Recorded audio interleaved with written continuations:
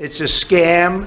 It's something that shouldn't be allowed, and it's a very bad thing for our country. And you're trivializing impeachment. And I tell you what, someday there'll be a Democrat president and there'll be a Republican House, and I suspect they're going to remember it. Ladies and gentlemen, welcome to the Illinois channel, as Jeff and I are going to be looking at some of the major issues that are happening. And Jeff, this was an historic day. The US House voted to impeach, at least one committee of the House voted to impeach the president on 2 counts. Jeff Berkowitz here in Chicago Bureau Chief, Illinois Channel. Yes, Terry, it was something that should have rippled across the country, but it's so anticipated that the Judiciary Committee, would vote to impeach. They knew the numbers. They would have been 24-17, except one of the Dems was, I don't know, had some issue, health issue. So they 23 Dems, 17 Republicans. And Terry, what would the vote have been with 23 Dems and 17 Republicans to have that committee recommend or report out, as they say, with a favorable recommendation to impeach? What would the number have been? Can you figure out that vote? 23 Dems, 17 Republicans? Let's just take a look, Jeff. This morning, 23-17. It's a party line vote. Because a lot of people, it was a party line vote.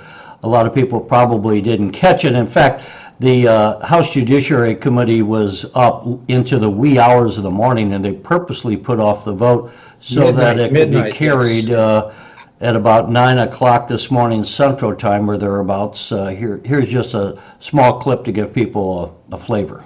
Ms. Scanlon? Aye. Ms. Scanlon votes aye. Ms. Garcia? Aye. Ms. Garcia votes aye. Mr. Neguse? Aye. Mr. Neguse votes aye.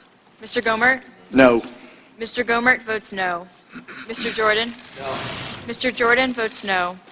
Mr. Buck? Mr. Buck votes no. Clerk will report.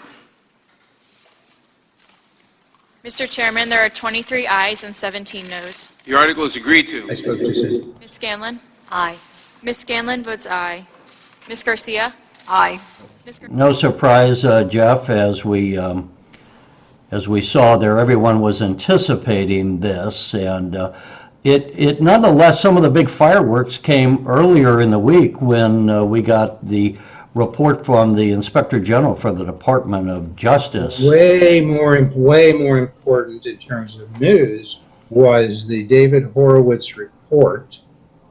And that rippled through, even though it wasn't as Republicans said it would, that this would be a shocker and show that what they had been saying, that the investigation of Trump was born in ill will, and so that didn't really happen.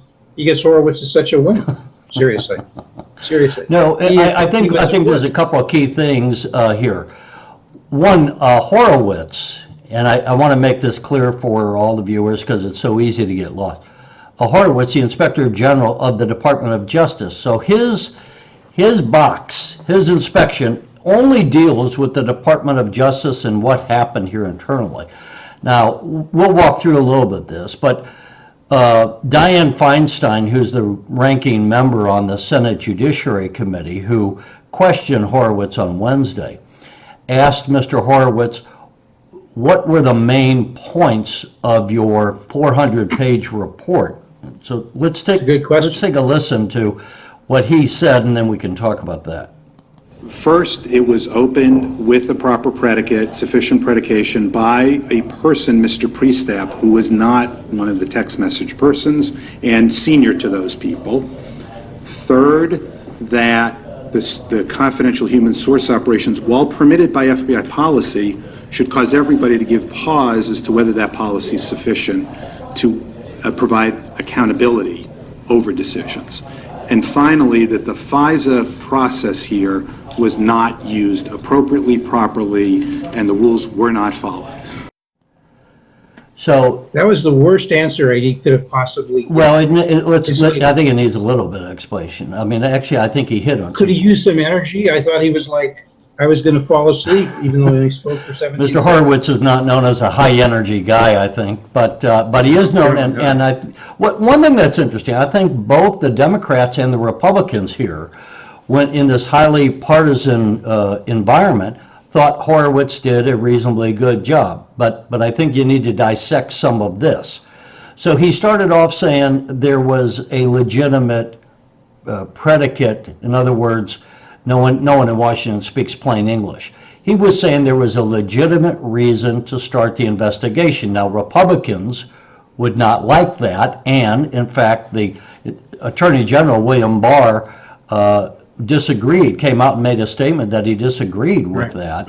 But the other thing... As did his special counsel, John Durham, who is prior U.S. attorney, and Durham is well respected. They both indicated they disagreed. More about Durham later, but Durham will have so much more investigatory power, and people missed that. So this was very key, though, because Horowitz did say, and we heard in that bite, and it's, we need to flag this. He also said that as this investigation went forward, and they went to the FISA court to allow the investigators to spy on the Trump campaign and later the Trump presidency in the early months, what he said there his investigation showed that those FISA applications, the rules were not followed, as he said. There's no way. The guy says there's 17 major mistakes. That's what he should have started with.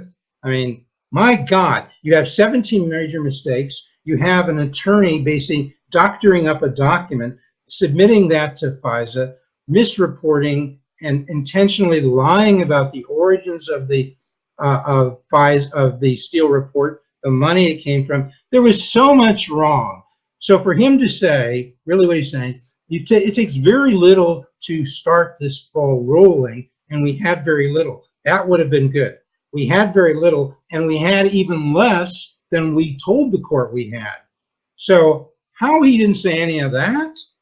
Man, the guy's as much deep state as you can be. And how the Republicans thought like 3 months ago this guy'd be good, they're the ones who should go see a psychiatrist. I could have told you this guy, looking at his background, he was going to be awful.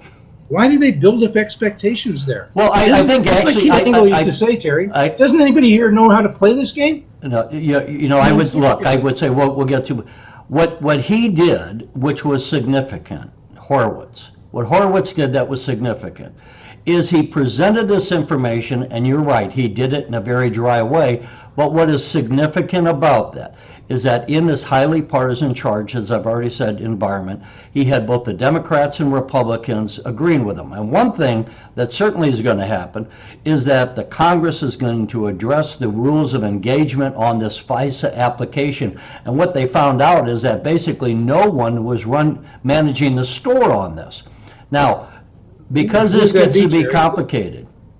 Who would be the people who should have been managing the store? Well, do we know? Sure, the people, the Attorney General of the United States, Rod Rosenstein, the head of the FBI.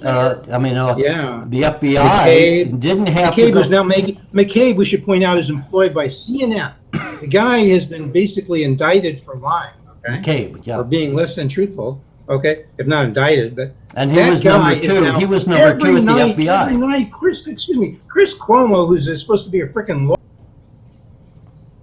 lawyer, he's a liar. How do you bring on an expert for CNN when the guy is basically said to be, by the highest of government authorities, to be a liar? I mean, nobody says this crap. Everybody sits there like they've all died. I mean, really, Cruz should have said that. I mean, Graham should have said that. And what's her name? Diane, the ranking, Feinstein. She's not even a lawyer, Terry. I've forgotten way more law than she'll ever know. I mean, God, she could have gone to law school while she was a U.S. senator. She could have gotten a law degree, and then she'd know something. I mean, seriously, how can she be the ranking member and she's not even a lawyer? It's like me. What am I going to do? Be the agricultural chairman? I've never sat on a farm. I mean, Jeff, let me go to when they had this FISA court. So they go to the FISA court, and they have to justify spying on American citizens. And what they said is they presented to the FISA court that Carter Page, a graduate of the U.S. Naval Academy, they had said that he had Russian contacts, and he's within the Trump campaign, and so we think we need to investigate him because we think he might be working with the Russians. Let's listen to an exchange from Wednesday when Lindsey Graham was asking about this to Mr. Horowitz. In January 2017, when they figure out the primary subsource and they talk to the Russian guy that provided Steele all of the information, what should the FBI have done at that moment? Two things: reconsidered internally where things stood, and most importantly, told the lawyers at the Justice Department who they were asking to help them get a FISA. Did they have a duty to report to their supervisors and eventually to the court exculpatory information? Absolutely. They did not. They did not. There was evidence to make it clear that Carter Page was not working with the Russians, and they didn't tell the court that. Not only that, an attorney working on this changed in a subsequent application to the FISA court, because these orders are only for about 3 months at a time, so they actually ended up getting about four FISA applications. They lied to the court by changing evidence that Carter Page had not worked with the CIA, or that he was working with the CIA. They changed it to that he wasn't. So they lied to the court, saying Carter Page had not been working with the CIA. So in fact, Carter Page was a loyal, patriotic American. When he met with the Russians, he would report this to the CIA, share information, and these people lied about Mr. Page just so that they could continue to present their argument that they need to spy on the Trump campaign. Well, did they need the FISA application to the court? Was that a necessary part of DOJ opening up an investigation that related to the Trump campaign? Was it? Because if so, I don't know how this guy can conclude. Yeah, they had to have some reason to spy on Americans, and that was they lied. They lied from the beginning. If the lies were in that, if they weren't reporting accurately to the court in the initial FISA application, how the hell does he conclude they had enough to get going? What does that mean? They had a lot of lies, but they weren't enough to really make the whole thing stink. That was the worst. You know who should be fired? David Horowitz, okay? That was the grossest misrepresentation I've ever heard. And he kept coming back to this phrase, well, there was no testimonial and documentary evidence. Testimonial and documentary evidence that the bias which he found in the FBI influenced the decisions. And you know how he found out? He would talk to the people who were liars, who were biased and conspiratorial, and he would say, did that influence your decision? They said, no. Okay. This guy is a moron.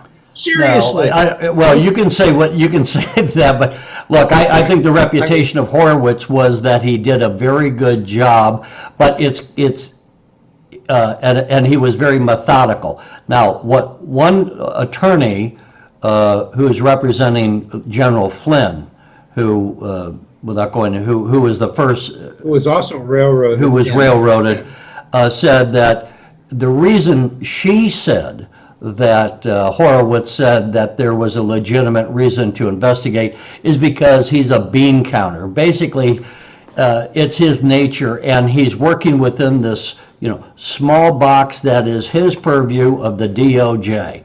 And what we're going to get from Durham is that John Durham, we mentioned, who's investigating this and was appointed by the Attorney General Barr, is investigating was there criminality involved in investigating the Trump campaign and the Trump presidency.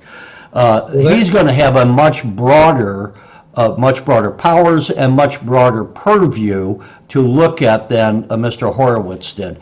So because Durham has so much more to do, and he started later, I guess, he probably won't come out with any kind of a report or indictments or so forth until June of this year. But No, that'll be well, I'm perfect. going to guess that. Not of this year, June of 2020. Okay. Right. I think. What do you think? Look, no one knows. I'm going to guess that Durham might come out with his report, and I would say by Earlier? April. That's a guess on my part, but it just kind But of. the point is, you know. I don't even think if number he one, does he's as still take bureaucratic as Horowitz. And I Right. think he's already been working on this for some time. time. He's a real prosecutor. He's a real prosecutor, he has a very good Obviously, Horowitz reputation. isn't. Before we Horowitz leave is a the Horowitz, paper I want to get to Ted Cruz, had a very good exchange. This is a bit long, but this is kind of Well, we're kind of running kind low of on key. time. You may want. Let's go to this. Okay. Several senators, Senator Feinstein said, and I wrote this down, the FBI didn't place spies in the Trump campaign. Senator Leahy said something similar. Well, that may be true, not spies in the Trump campaign, but reading from your report, in particular page 4 of the executive summary, your report says, thereafter, the Crossfire Hurricane team used the intrusive techniques, including confidential human sources, to interact and consensually record multiple conversations with Page and Papadopoulos, both before and after they were working for the Trump campaign, as well as on one occasion with a high-level Trump campaign official who was not the subject of the investigation. So they didn't place spies in the campaign, but they sent spies to record senior members of the campaign in the middle of a presidential campaign when that candidate was the nominee for the other major party that was the opposing party to the one in power. Is that right? They send confidential human sources in to do those.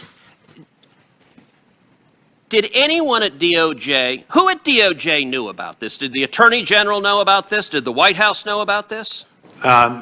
Based on what we found, nobody had been told in advance. Wasn't Eric Holder the attorney? Eric Holder was the Attorney General that Senator Cruz was referring to there. And so this really kind of overlaps with Durham. This gets into the real crime, some would say, is this spying on a president. And people have made the equation that this was, Richard Nixon presidency went down because they had the plumbers unit break into the DNC and try to spy on them physically. And now the people are saying that this is an electronic way that they were doing it. This is actually worse. Hang on just a second. That this was worse than Watergate because, unlike the plumbers, this involved the FBI, the CIA, units of government spying on an opposition candidate who at the time, Donald Trump, the Republican Party candidate. Right, and if John Dean had an ounce of honesty when he's testifying or commenting for MSNBC, John Dean, who went to prison for what he did in Watergate and has now been the expert for the last 30 years on such nonsense, or 40 years, had an ounce of honesty, and he might have said, in Watergate, there were attempts to use the FBI and the CIA in a dishonest way to deal with the cover-up. And what he should have said, if he had an ounce of honesty, when he were talking, when he was being questioned, say, by, Chris Matthews, Chris Hayes, Lawrence O'Donnell, Rachel Maddow, any of those folks at MSNBC, or about AC Anderson, at CNN, any of these folks, they would have said, hey, we impeached the wrong guy. If Eric Holder, who was the Attorney General then, is responsible, we should get him down here. So he's critical of Barr. And then he and those folks all say, Terry, this is not spying. This is surveillance. And it was authorized. And so if surveillance of Donald Trump is authorized, then it's legal. And the end of discussion, Terry. You're so outdated, outmoded. How could you use that word spying? Let's advance the story a little bit here. So we have a House now voted, the House committee voted to impeach. You're going to have a House vote by the full body. That will be coming up later this month, in the month of December, prior to Christmas. Well, they say that'll happen. We can be more precise. That'll happen next Wednesday. We're taping this on December 13th, Friday, less than a week away, December 18th. The House will vote to impeach, okay? Now, there are some people who think they may not get all the votes they need, but they need 17 of 31 possible, no votes. The people who were elected from districts in which Trump won, they'll get those 17. They'd have to get fewer than 17 for them not to happen. So on December 18th, folks, you heard it here. You can take this to the bank and collect interest. The Democrats will vote in the full House to impeach. with its projected no support from any Republicans. Even though Nancy Pelosi months ago, maybe a year ago, if you were going to impeach, you have to be bipartisan. It has to be overwhelming. So what happened to Nancy? What person will be so bold to ask her that question from our mainstream media? Okay, so moving right along. I would just say that the Senate trial, let's talk about for 1 minute on the Senate trial. The Senate trial will be in January. It'll be controlled by the Republicans who are in the majority, which means 51 votes to do it. They got 53, and if it ever got to be a tie, I guess Pence would break the tie. So it seems like that whole thing will be controlled by a discussion between President Trump and Mitch McConnell, right? And Nancy Pelosi will be nowhere to be found, and all the Democratic senators will be nowhere to be found. So now we'll get a chance to see, after seeing a terribly biased presentation by Adam Schiff and Jerry Nadler, we'll now get to see what the Republicans can do when the shoe is on the other foot, so to speak, right? Well, and what's interesting is that you have a division as far as how the Republicans should handle this in the Senate. The White House wants to pull in a lot of these people and expose what they would say is expose that this was a partisan sham, and to bring people like Adam Schiff up and say, Adam Schiff, you said you had never known who the whistleblower was. Is that true? To bring the whistleblower. You could muddy up the waters. You could possibly do that. You've got the Republican Senate leader, Mitch McConnell, who wants to have a Senate trial but make it short and sweet. Right. And then you've got some others who are arguing that this is such a sham by the House, including Robert Ray, a former Whitewater investigator, that he would like to see the Republican Senate not even take this up, just to underscore that he thinks it's not worth consideration. If Trump's going to have his way and have all these people, several of these people you mentioned as witnesses, don't you have to have a modicum of fairness and allow the Democrats to call some witness? And would that be Pompeo, the Secretary of State? Would he be called? Would Nick Mulvaney be? Is that guy's name right? Office of Management and Budget. And is that his he's current White House position? Chief of Staff. And White House Chief of Staff. You really want to get those guys cross-examined? I mean, maybe Trump's forgotten. My expectation is that it's going to be somewhere in between. That they'll have a Senate trial. The Republicans, I think, if they didn't take it up, would themselves look unduly partisan. So they got to take this up. I think almost as a constitutional responsibility, they have to take it up. But I think that probably Mitch McConnell will get more his way, that there'll be a trial. It'll be relatively short, maybe 2 days, no more than 3.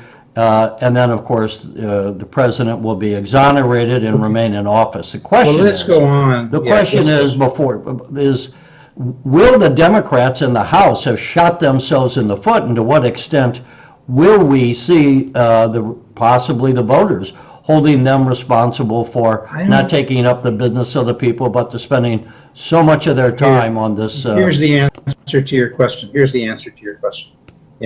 is, if Nancy Pelosi is playing Santa Claus for AOC, okay? AOC, the 29-year-old congresswoman who's, set the world on fire, and this is all her frickin' idea, and there are other, extremists, Democrats who don't have to worry ever about a real election. If Nancy's paying Santa Claus for those folks, there's going to be lots of coal in their stockings this year. Because if the Democrats come close to losing members or losing the House, it's AOC, okay? And then people are saying, maybe AOC is not as brilliant as we think she is. Possibly. Okay, so the main question for us to ask in our few remaining minutes, what is the impact of this impeachment? Once you look at the Senate trial and the resolution, what's the impact relative to the state of the economy, the state of foreign policy? Because those things will be what determines whether Trump is reelected or not, right? The economy is doing great. It's like the greatest economy in our lifetime, Jeff, yours and mine, and we're no 20-year-olds. You got a chart there. Put that up, baby. Real GDP growth. This is how we measure things objectively. 2008, Obama's elected. Can't blame what happened there. The start of the recession. Can't blame him for that. The recession continues through 2009. A slight recovery occurs in 2010, 2011. Usually when things go down, and it went down worse than is indicated there, a boom coming up. Didn't happen. Didn't happen from his stimulus plan, didn't happen from his banking plan, just didn't happen. So we muddle through, you can see 2011, 12, 13, 14, 15, 16. We get some good years, give Obama credit, 2015, 2.9%. But if you were to average the relevant period, say from where?